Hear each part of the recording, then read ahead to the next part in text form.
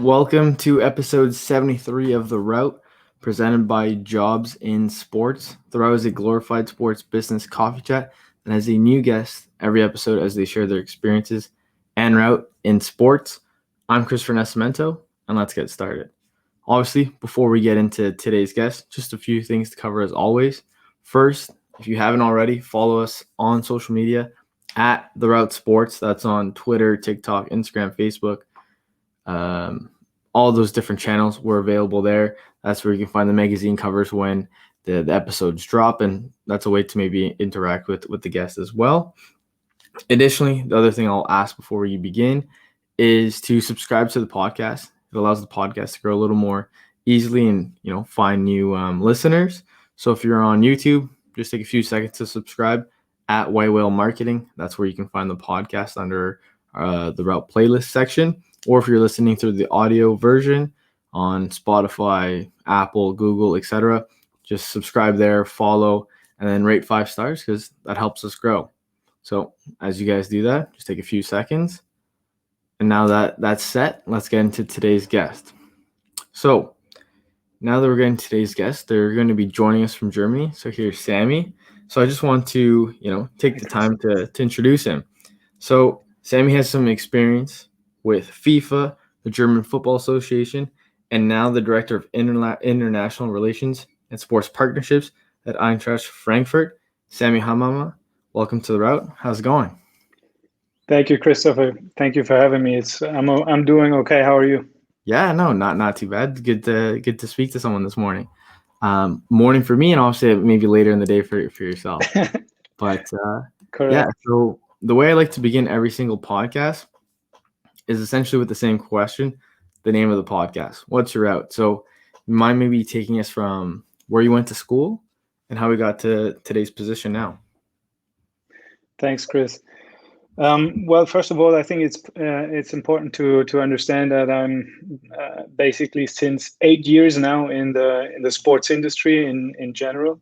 Mm-hmm. From beginning as a lawyer by profession, I studied here in Frankfurt at the university. However, somehow I was always very interested in international affairs, international law. So I tried to specialize in that sense already very early on. I did that by participating in an arbitration moot court. So it's international commercial arbitration moot. And it really got me very excited about arbitration in the first place. So dispute resolution, international dispute resolution. And when I was professionalizing more in that area, I understood that there are it was about the time when really the general public heard about decisions by the Court of Arbitration for Sport, the highest court in sport. And I was really interested in seeing if there's any chance of me not only doing something from a procedural law perspective, which is great, but also in terms of merit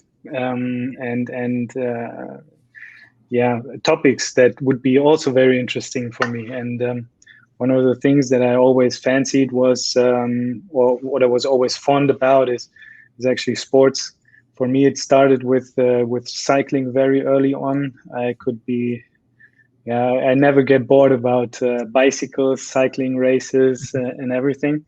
So for me, it was really that goal at that time to maybe seek an opportunity in combining my expertise, the legal expertise, with what I'm super interested about, and that being sports. I was fortunate enough to work at a law firm where there was one CAS arbitrator, and it was actually quite funny because I had a very good friend, Natalia Tibibo, and I asked her, "Do you see any chance that I could be working on CAS cases as well?" And she said, "Yeah, maybe if it works out with the partner." And she supported me in the sense very much, and I appreciated it a lot. And I was absolutely happy to be working on these topics, on CAS proceedings, especially within the field of cycling. Was one of the first cases I was working on was an anti-doping cycling case, and that was basically the start. I guess. From there, it became very obvious to me also when I look back now to my career, that it is very important to have a personal connection to people, to have a mentor, sort of, somebody who has already experience in the field, just like Natalia did with me. The partner that I worked for, Christian Duve, as well, he took me to the CAS proceedings to let me do basically everything within the realm of working as an ad hoc clerk to a CAS arbitrator. And that again put me into place with or in a room with other CAS arbitrators again, who I connected with, who I had discussions. I was super keen, obviously, pretty much like everybody else in that area. So I would never stop talking, never stop grinding the problems and trying to create something new. And from there it took me to further see what is possible in a way with that topic.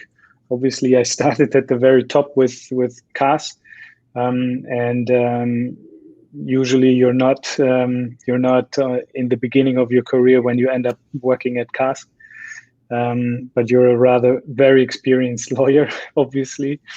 So I was looking for other opportunities as well. I was traveling to football law conferences, met people there, actually to one at the Spanish Football Association. They had one. It was in the very beginning, basically the 4th edition, I think it was. And there I was not really knowing what I should be doing, but really having had the determination to be here and stay within this industry, I would say. And there was a person from the European Commission having a keynote speech about the transfer system in football and how it all has to be consistent with European law. And I found that very interesting. Also chatted him up, Pedro Velasquez. I chatted him up and I asked him, do you see any possibility for a German lawyer to work within the European Commission? And he was very open, very frank with me. He said there are possibilities, but it's very difficult to get in. So basically, I was chasing him a bit afterwards. And again, I guess I was extremely lucky that I convinced some people that they would hire me or have me for a couple of months at least. Obviously, I had to push this into my legal education here. Because it was a little bit of a stretch going to the European Commission for a stage atypique, as they called it. But it was something very valuable as well, coming from the legal side of the issues like doping or match fixing. I was now looking at the topics from a perspective that is more of a regulator side, I would say. So that was very interesting as well. I worked for the European Commission in several working groups, expert groups, good governance, match fixing, as well as anti-doping. So I had a lot of really great experiences there as well. All again, I guess, and this is a little bit the red thread here. Again, somebody was there, Jakob Kornbeck, who I was really happy to work with. He let me do everything that I wanted.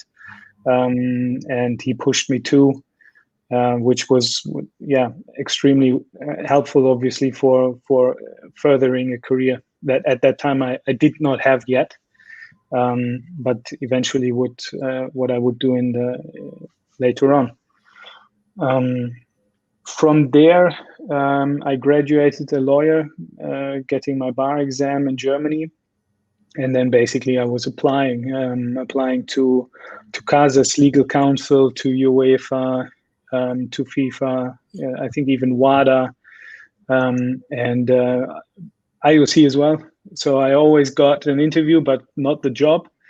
That was really frustrating at that time. And it's no big deal, but I think it's also a true feedback. You sit there with the sixth turn down, and you think maybe this is not the path that I should pursue, because it's very frustrating. And then I was really very happy with the support of my then girlfriend, now wife. She said, look, Samy, if you're getting into the last round of every interview, that's already something, because you're leaving behind a lot of other candidates.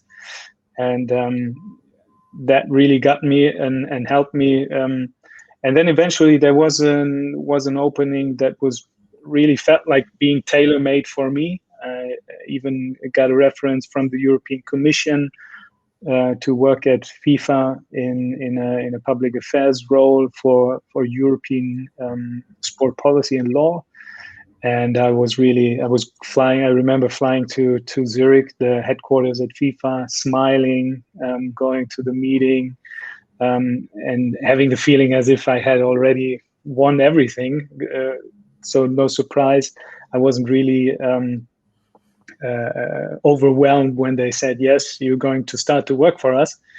It was only later on, I think a year in the job, that I learned that roughly speaking, 200 candidates had applied, and I really made it. And that was a very, very humbling experience for me, I guess, when I understood that there's no such thing as you being perfectly well suited for a job. There are a lot of other people out there who are likewise very interested in that job, in that position, working at FIFA or working in sports in general. So I learned something from there, which is always be humble and see what you can do and what you can help with, rather than thinking that everything is given in this industry, in this business in general. Makes you also understand the trade-offs a little bit better. When you're in this position, or in this position of having a job in sports, it's something that a lot of people are dreaming of, and one has to be grateful, I think, for being blessed with that. Especially a person like me, who had no prior experience within sports, within professional sports, neither myself nor in my family or network before. I think that's really something. And it was actually the time when there were a lot of raids and negative publicity around FIFA and corruption in 2015, when I thought of maybe leaving the organization, and I was looking out for job opportunities. Talk to people here and there, and also from this point and from this ankle, I think it's also something that I learned is, whenever you talk to people about a position or a position to be created, it's still a long way to go. And I ended up being at or finding another organization that was that had gone through a corruption scandal at the German FA before. And they were willing to make many changes in terms of governance, in terms of compliance, that I wanted to support, and especially since they also had a candidate for becoming president who had no prior experience in international football. I thought it was also a good opportunity for me to position the president, the new president, but also build on my prior experience in international football. It actually has been 5 years now that I worked for the German FA, with serving 2 presidents actually. The turmoil sort of never ended. Or was only paused for a couple of months, I guess, actually. But the most recent change was obviously also something that I have never experienced in my career before, that I got sacked at the German FA. And in the beginning, it was also something where I was like really concerned about my reputation within the field.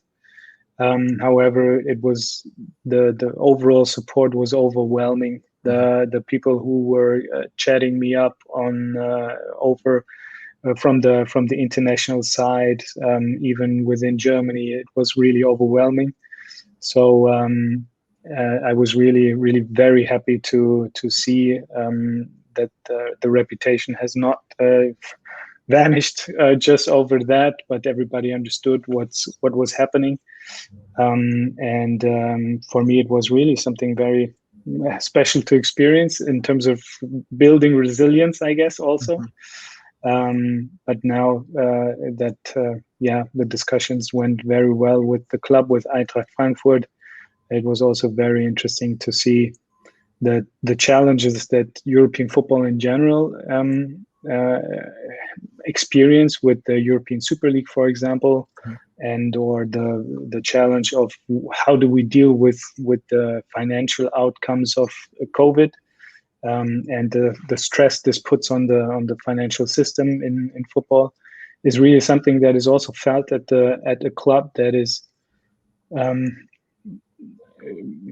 could play more often internationally than it actually does. Having said that, it's still something where you see there's a cultural shift in football, and the CEO asked me some of my opinions in the first place, and we had a couple of coffees over the topics, and you could really see that they would be really interested in understanding the situation better, and also to prepare themselves of what football is going to look like in 3 years' time. And this is how I ended up getting this position that I now have. Yeah, no, that's an amazing, right? And that's kind of the best part about, the podcast, I find, whether it's, yourself or any other guests, they're like, oh, I don't know if my story's that interesting, but everyone's story's so different that it is, right? It's never the same story. Even even if we get another director at some other club, no one has the same, right? The same path. So that's what always makes an amazing story and episode as well. So I appreciate that. And honestly, I already have tons of questions that I'd like to ask. But maybe if we kind of just we'll go to the beginning and then I'll work my way back. Sure. One of the things that you mentioned earlier on that I thought was pretty interesting was how, you said you were passionate about cycling, right? And then, you actually got to work in the field. I was curious how, what was that like, right? Because you're saying you're so passionate about it, but as you mentioned, once you begin in a certain position or field, you don't necessarily end up there for the rest of your career, right? So how was it maybe going to your dream right away? How was that? It was actually quite fun because I convinced the lawyers or the partner who was on this case, the doping case in cycling, that I knew everything about cycling and its rules and regulations, which was true, even though obviously knowing the rules and regulations of the sport doesn't mean that you're an expert in anti-doping all of a sudden, because this is, again, a completely different field of expertise that you need to have. Yeah. But I told him, I understand everything about the sport. I know the cyclists, I know the hierarchies, I know the institutions as well, the laws that govern the sport, the ins and outs, and you need my expertise here. Yeah. Full stop. That was sort of convincing, but then again, obviously, it's something where you see this is just one case, and now this gets a little bit technical, but in terms of cases before the Court of Arbitration for Sport, you need to also look at not only the sporting rules and regulations of that particular sport, but also Swiss law and international law, maybe other laws that are applicable.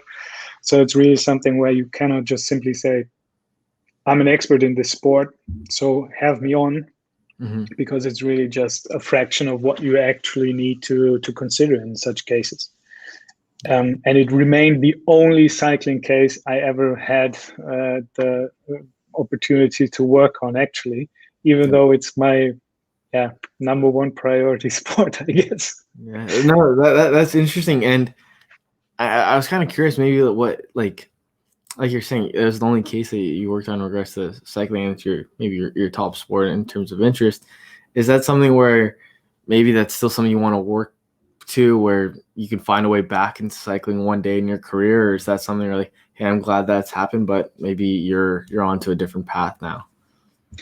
No, I would say, while having started a new opportunity now, I think it's really something that I want to pursue, and there are enough challenges for me to work my way through first. Mm-hmm.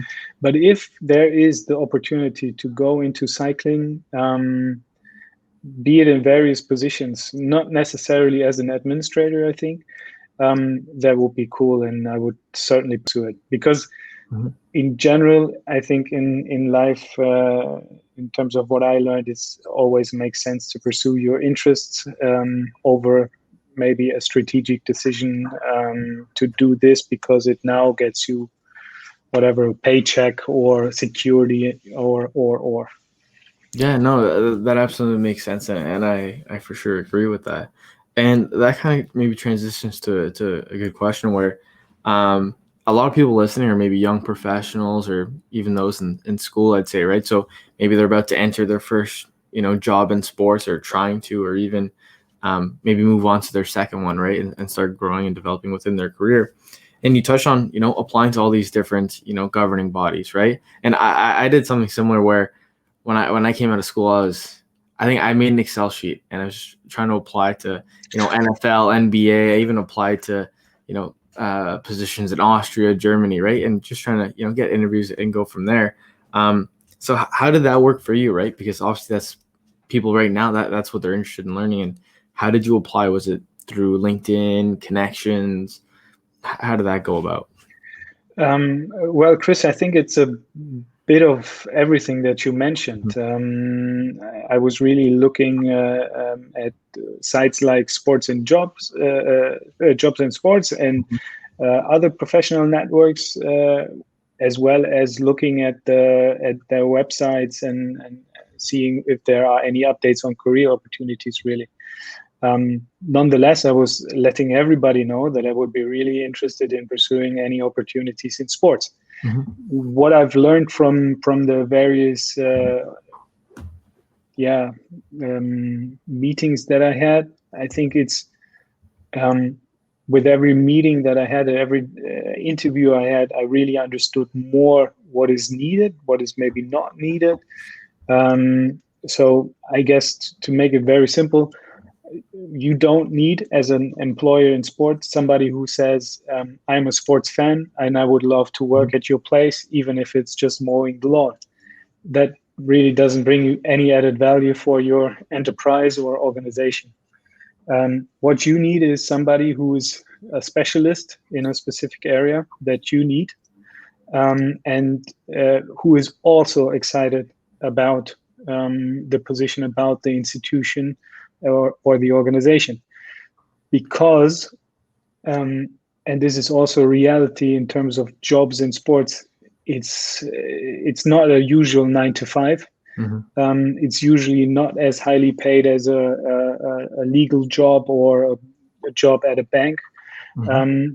But it's something where you really understand that you have a more communal sense in a way in the enterprise. And I have worked at public institutions, as well as courts, as well as different law firms in different countries, and they were all very good places with very cool people. But sports is different, and you you talk also about the latest results in the kitchen, obviously in a law firm. But if you're working at a club, the results of the last weekend also could mean whether or not there's money to fulfill or to realize a project, for example. That could all well take place, and it really affects you in your professional life as well. So it's a different story, and I think it really comes down to a different culture, I guess, that is in a sports club. And I even, now that I'm in 4 weeks in my new job at Eintracht, it even is a different mentality at Eintracht than it was at the German FA, even though it's football and they're actually very closely located to each other. Mm-hmm. But it's a completely different mindset. No, and that's very interesting because in a somewhat similar manner, I initially started off in accounting, right? So I wanted to go the accounting route. I had a job with the government, and then I was gonna, go to the firm, etc. And then I just realized I wasn't passionate, right? Where kind of similar understandings that you were mentioning, where yes, going to sports may not be the typical 9 to 5, may not get paid as well as you would necessarily in other fields or other organizations, but it's maybe more passion, right? Where it strikes your interest, keeps you, interested, right, for a longer period of time and more bought into what's going on, right? Where I think even for a perfect example would be, I think the last podcast episode we have, which will air right before this one, our guest Jan from Wolfsburg, he was mentioning how they're in a relegation playoff and how, it was one of the craziest moments of his life because if they lost that game, they're all essentially getting fired, right?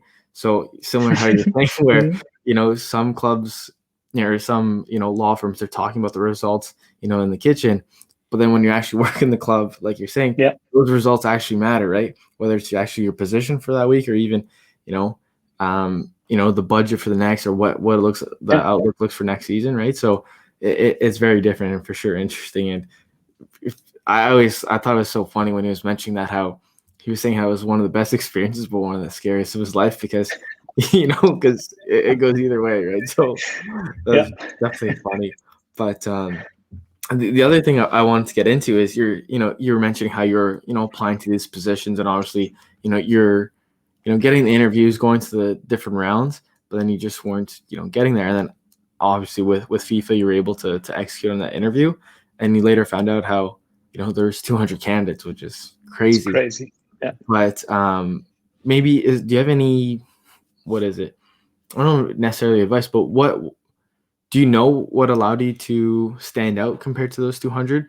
Was it simply just knowing what FIFA wanted, right? And not necessarily being, hey, I'll mow your lawn or anything like that, right?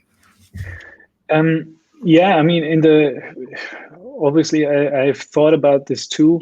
I think since it was one of the last interviews I had in this regard, I was able to culminate all of the understandings and experiences of the interviews before. I think because of the fact that I thought it would be so easy, I had a very positive approach to it. So I was all smiles and very happy to be here and enjoying the ride extremely well. But then obviously also the fact that I was also confident in terms of the expertise. They were asking for somebody who has understanding of EU law, and I had it from the very insides of the European Commission, the European regulator. I even had exchanges with FIFA on very specific topics when I was at the European Commission. So it was really this ability to understand the problems or the needs, as well as this positive approach. I think that was really what got me the job. I'd say always go towards creating value or showing how you can add value to the organization. That's the most important factor.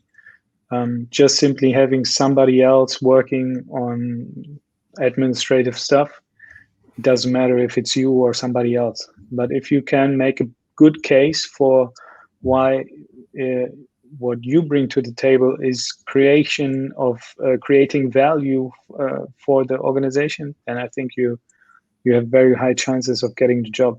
There might still be somebody else who is maybe connected to the person in charge, whatever, but still, I think this is the bottom line, I'd say.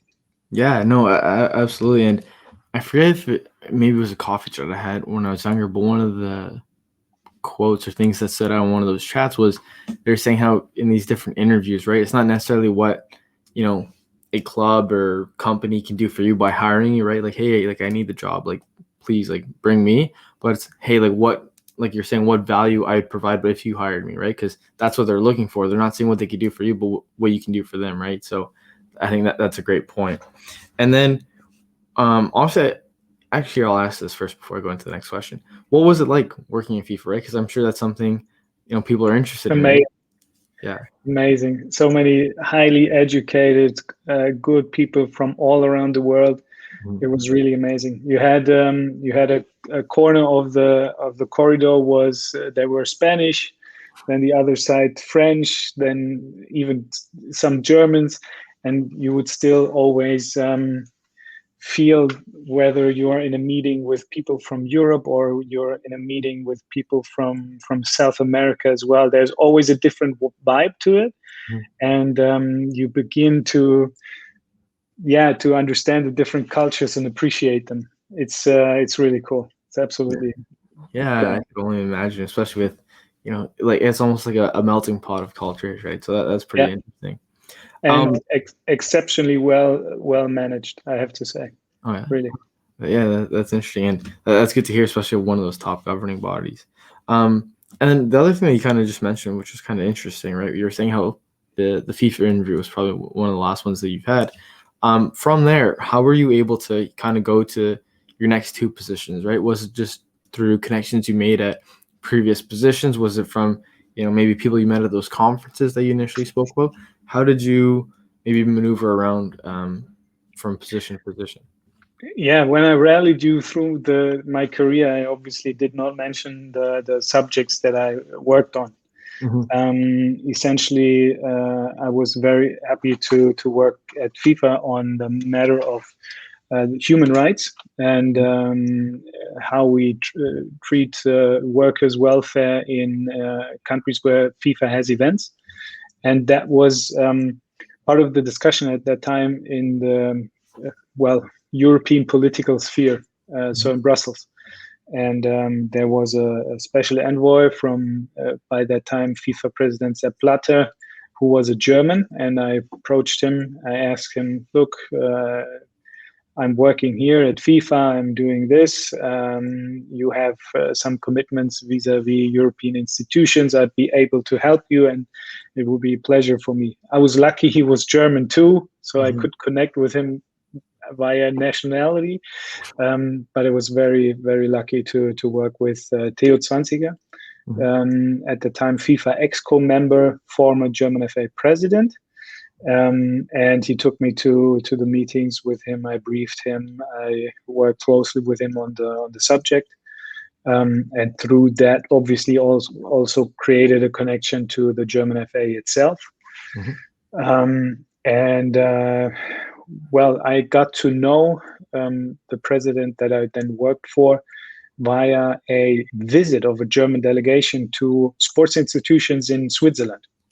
And so they came with the German Federal Parliament. They visited the IOC, CAS, UEFA, and FIFA, and I arranged their visit basically and the discussions with the FIFA president and also the FIFA general secretary. And I was very lucky because I managed to get both of the most senior figures in world football to sit down with the parliamentarians.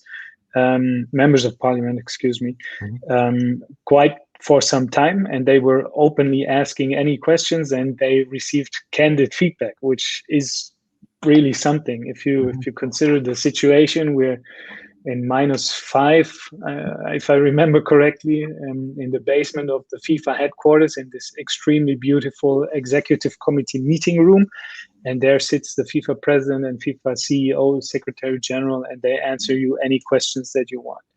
So this was my first meeting with my future employer.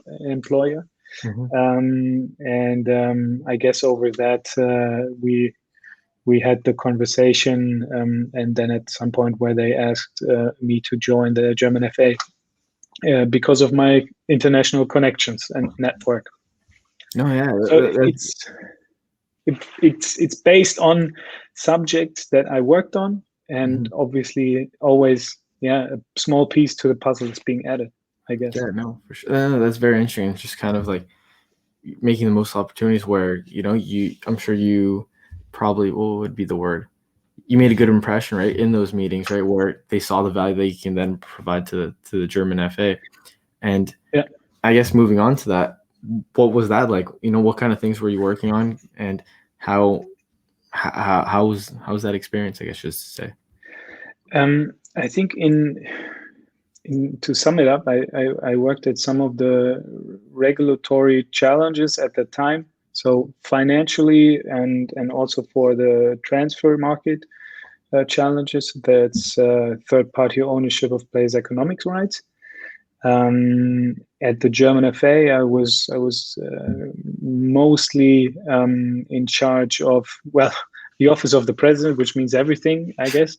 But mostly, or most importantly, the campaigns for international offices of the president, which in total was 2 campaigns for FIFA executive office, UEFA executive office, then for somebody else, and then two more campaigns for these, and always managed to get the candidates in.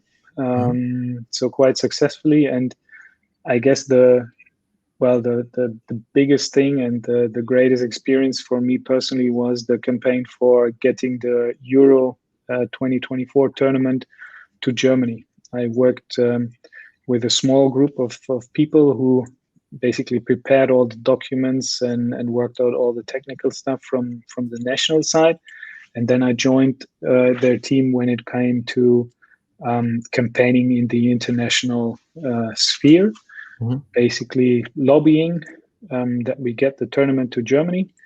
And I was in all the discussions, in drawing up the strategy, in talking to people, and following up with them. And basically, I really worked a lot in that time. Maybe one of those things where you understand that sports is a little bit special. I missed all the big family events that you would think of, actually. My son was born in 2018, and 3 days after he was born, I went to lobby some more. So I also really appreciate that my wife is letting me do all of that. Obviously, I'm very thankful for that. No, but that was really the most important part, where you could see also that it gave me exposure to football Germany in more general terms, because at the ceremony where the hosting awards were given, there was obviously the creme de la creme of German football. So all the big formal players, all the big clubs, they were represented, and that obviously gave you a little bit of exposure that was necessary, so that people understand, wow, there's somebody who is not only doing the small things on the side in terms of organizing everything, but who also has the match plan basically for everything in his head. And I was extremely proud, because I was the only one who guessed the voting result almost correctly. Just one vote off. The others were all far away, more off in terms of numbers. So I was very happy about that. Yeah, no, that's very interesting. And I guess one of the interesting questions I want to have into that is, you're talking about, the upcoming tournament in 2024. What kind of, obviously, it's a fairly general question, because obviously saying how much time it took, but what is that like? Like, what kind of things are you thinking of, or what kind of discussions are you guys having to make sure, it goes to Germany in 2024, right? What are the things that go into consideration? I think again you can see the red thread of my head in terms of making an argument. I always try to create value for the other party as well. The entire strategy was based on the idea that the winner is football, which was the slogan basically of our feature film at the end. So when you pick Germany to get the hosting rights for 2024, not Germany itself is the winner, but football in general is. And I think this approach we were completely committed to, and the guys still at the German FA are completely committed to. They want to stage a tournament in the heart of Europe. They want to give back. They want to have a tournament where everybody feels that they can participate and have a role, or at least learn from it for their own organizations. And I think this approach was really what made the difference in terms of also being a little bit more innovative than usually just saying, yeah, we can host it, it will be great, everybody will have fun, and it will be good for everyone because we will make a lot of money. So we try to really look into how, in terms of know-how, we can share know-how, we can share the experience with people from other football associations that would probably not be in a position for a very long time to have such a tournament. Either be it from size or financial revenues that they have limitations. Yeah, so that is really what it was all about. No, yeah, that's very interesting. It seems as though there's a a theme throughout your career, right, of always providing that value to make sure there's that exchange and even opportunities take place from that. And I guess we got into your current position now, right? So you kind of mentioned how that came about, where you're having various coffee chats, right? And before we kind of get into all that, you mentioned one thing at the beginning that I was curious, and I wrote this down specifically to ask again. You're talking about where you saw football going in a few years' time. So I guess before we can get into everything else, where do you see football going in a few years' time? Yeah, that is really a difficult question. I would hope that football moves in a direction where it is more financially sustainable. We're having not so crazy numbers for transfers anymore. And we find a way to arrange the international match calendar in a sense that really makes sense for everybody in a way. We have obviously now the situation where you see that ownership clubs are maybe a little bit more favored in terms of financials. That makes it more difficult for clubs like Eintracht because we won't have an investor, a single investor. I think that's pretty clear in terms of the structure of the club, first of all, but also the culture. We're membership-owned a club. And this is really where you see you don't want to have this divide where money means everything in terms of sporting performance doesn't matter anymore because there's a closed shop. And no matter how good you are, how good you play, you cannot enter in this league of elite clubs, elite football clubs, because you cannot reach them financially. And this is really the core of the European the European sports model, actually, that you have relegation and that you can excel by sporting performance. This should prevail, I think. If we manage to do that, I would be very happy. I guess this is the bottom line for my vision,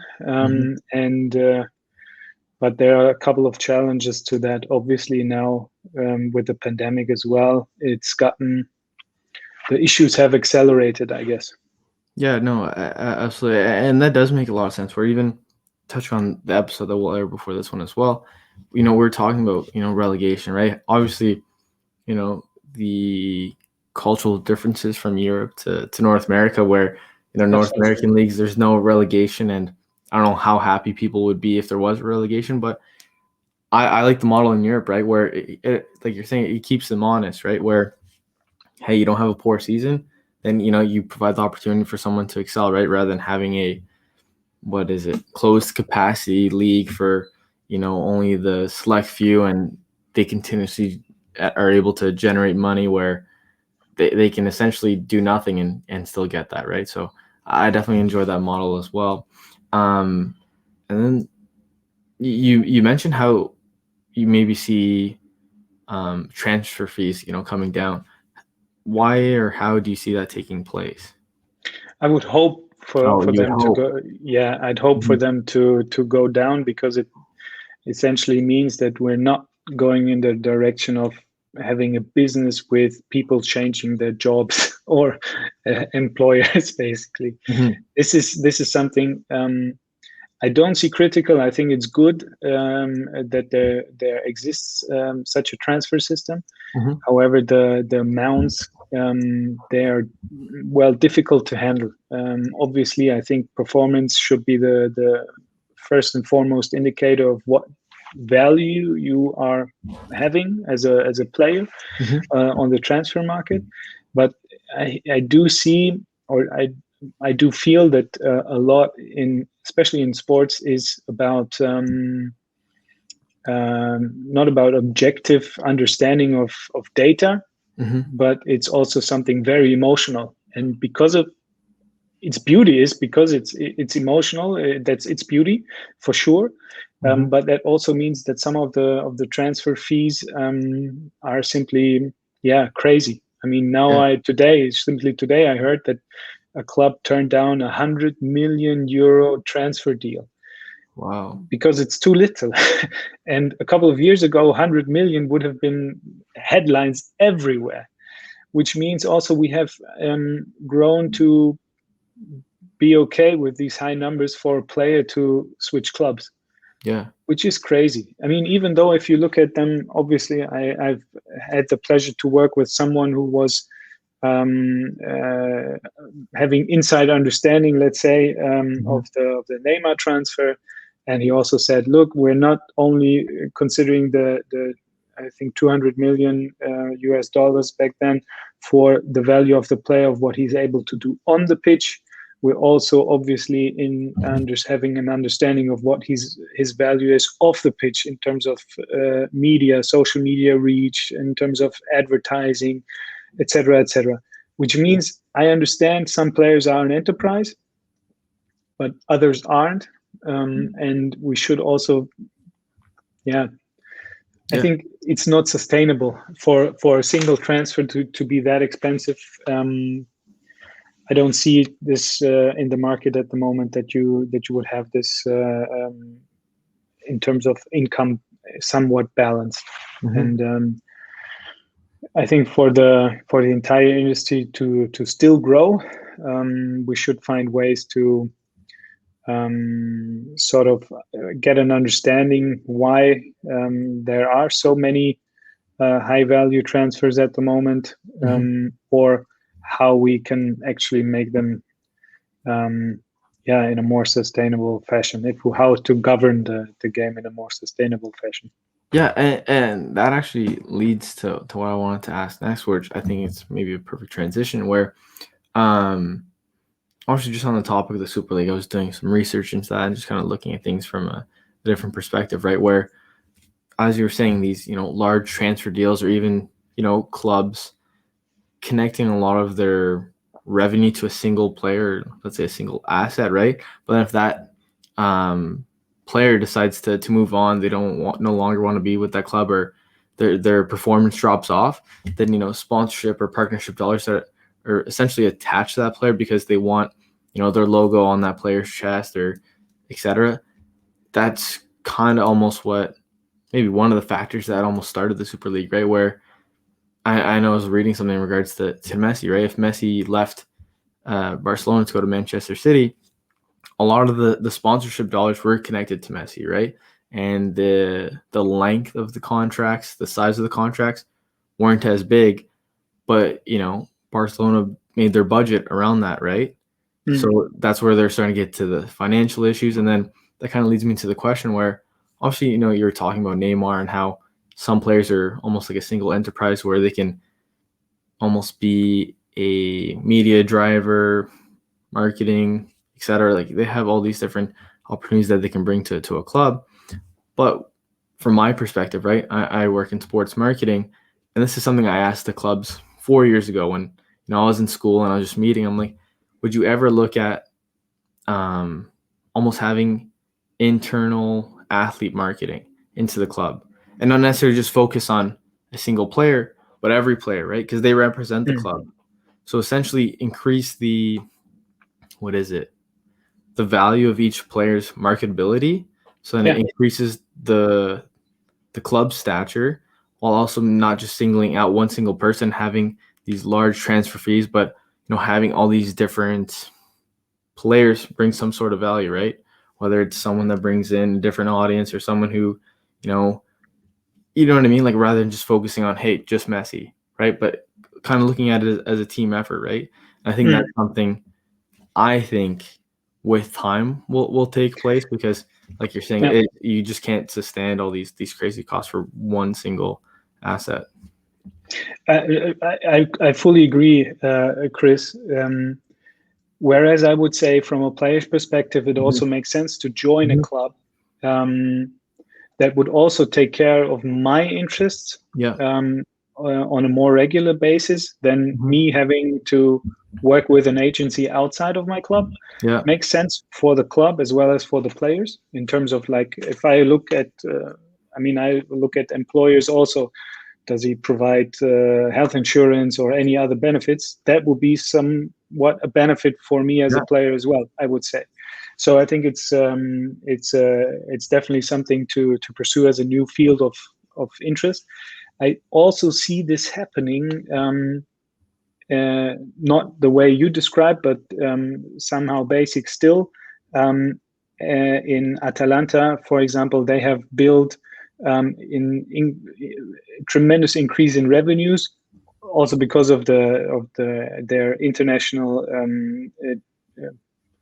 participation in international competitions now, but mostly because of the player transfers that they were doing. So they found good players and then sold them later at a higher price point, which would obviously add if you would have an internal athlete players marketing campaign or scheme in general. For sure. So for me, it's really something where we are at the moment is, I'm asking the question, have we looked already on all avenues of increasing our revenues at the sports club in terms of, do we really need a single investor to come in? Do we really need this? Or have we maybe not worked out something to an extent where what we could do? I mean, there are many marketing agencies specialized in personal development, but I have not seen any club doing this for a team or for a player more specifically. And still, obviously, it's something where you need to be cautious in terms of investment. If you look at the numbers or the data in terms of, do fans stay with the club or with the player? And certainly at the moment, the data shows that it's more likely that fans follow a certain player rather than staying at the club. It really depends. I think Eintracht Frankfurt here is a very special case in this regard. So we have a very strong fan base for the club itself. But there certainly is an element to it of fans only following a specific player, especially internationals, I guess. Yeah, there's a bunch of interesting things that you mentioned there, right? Where just in regards to Atalanta, I think I read something on them where obviously they generate a lot of revenue from transfers, but I think they also sign a lot of youth players, where they almost have a ton in their academy and they never even make it to the first team, where they're just selling them off, right? Once they have some interest, or just loaning them out until their value increases. So maybe in regards to transfers, maybe that's something that gets capped one day. But then in regards to what you're saying about, investment into clubs, right? Where it's interesting what you're saying, where maybe for a lot of clubs, the solution is already in-house, right? Whether it's even just looking at the players and seeing how you can maximize their value, right? Rather than just what they can do on the field. And it's very interesting how, like, in the last week of meetings that I've had, this is a topic that's come up a lot, where one of the companies I work with, they look at audience analytics, and a perfect example, and we did a podcast on this last week, me and my team members, where essentially there was a WNBA club, so a women's basketball team in Los Angeles. They announced a partnership, right, with Jordan Brand, so that's a big deal in basketball, right? The social value of that post was $1,000. Okay, interesting, and that's on Instagram. Then one of their players, so this is also a WNBA player within this club, she posted, "Hey, I'm excited for this Jordan Brand partnership."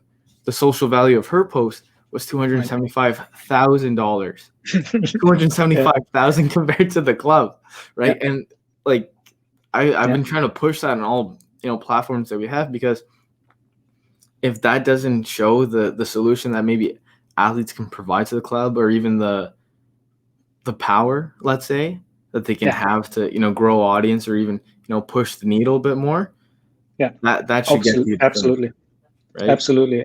And actually we're very lucky for Eintracht to have some players, really strong internationals. Makoto Hasebe, I think, is the best example for it. He's huge, and he's so committed to the club. It's incredible. So working out a way to make this relationship even more valuable to both the player and the club, I think, is the way to go. Yeah, absolutely. And especially with, I think, some sports where, at least here in Canada, hockey, and then maybe football in Germany, right, where they're so ingrained in the culture, and obviously athletes want to, so bad reach that level of success, that they have so much trust in the agent and club, where sometimes it's hard for them to get outside perspectives. But if those agents and clubs, and that's why I'm talking to both now, because I think that's where you can actually get to the player and actually be able to provide that value. That's how you start getting to these numbers where it's helping every single party. And like, you kind of going back to the theme of this whole podcast, where it's providing value, making it a win-win situation. And I guess the tagline, right? It's not just Germany that wins, but everyone wins in sports if you improve the value of athletes. But I think that's a good way to kind of segue the podcast into the final few questions that I ask everyone in general. Before I do so, I see that you have a lot of books behind you, and I was curious, is there one that sticks out to you, like, hey, this is a must read for people that I'd recommend? Yeah, but that's a personal one. Tim Ferriss' Tool of Titans, incredibly useful if you're in a rut and you want to rely on some routine and that have proven to be valuable for people. So what is it, Tim Ferriss? Yeah, Tim Ferriss' Tool of Titans. Okay, Tool of Titans. It's not really. It's a book that gives you instructions on and gathers daily routines of people, and it's incredibly interesting to see the different people. It's in sports, financials, career, and everything. But it's from actors to bankers to whatever you can imagine. It's really cool. Yeah, absolutely. And that's perfect for the last two questions, where they're a little more general, right? It's not necessarily just about sports. So obviously, we've talked about your route so far, right? All the different positions, experience that you've been able to have. Let's say we kind of fast forward to, one day you're 100 and something years old, you're just sitting back thinking about life. What's one story so far that, sticks out that you're going to remember for the rest of your life, and you're like, wow, that's incredible that I was able to do that? Is there a story that sticks out to you? There were actually quite a lot, or at least a couple that were really amazing when I was working at the German FA. But the most incredible one was really when we won the hosting rights for the Euro 2024. And I don't know who actually was it that provided us with this letter, but the airplanes, they get informed of major events taking place down on Earth while they're up in the air. And we got one of these letters where a message was sent to all German aircraft that Germany has won the hosting rights for the Euro 2024. And to see that this is something of such an importance for the country, everybody was excited about. Also in the way we did it, clean, completely fine, and really super, super cool. That was, I think, one of the main moments in my career that I'm grateful for. Yeah, that's absolutely amazing. And I guess the final question to wrap it all up, it kind of goes to the theme of the book here. Now going from 100 years old to, let's say, back to 16, 18. Yeah. What's some advice that you give to a young Samy, to me, Chris, or even to someone listening, whether it's life or career related? What's something that you think people should know or you wish you knew? I'd say always approach things as they are opportunities. Even if it's a problem, think of it as a challenge, and always try to create opportunities. I think that's the most important part. Whether it was me traveling to all of these conferences and seeing people, chatting up people, and trying to understand, obviously was also for me somewhat outside my comfort zone, because you cannot just simply listen, but you have to listen and be able to talk about things later on as well. But I think my advice would be try to create opportunities for you, but also for others, and create as many connections as you can with people, because that's what it's all about in the end.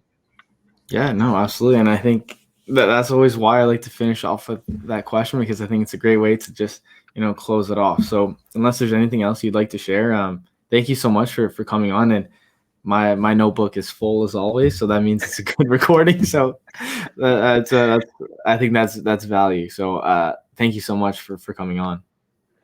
Thank you. I just wanted to share that I appreciate it a lot, especially now and at this moment in my career, to be able also to share a bit my experience and knowledge. I appreciate it a lot, Chris. Thank you. Yeah, Thank no you very problem. much. Thank you so much. Bye-bye. Thanks.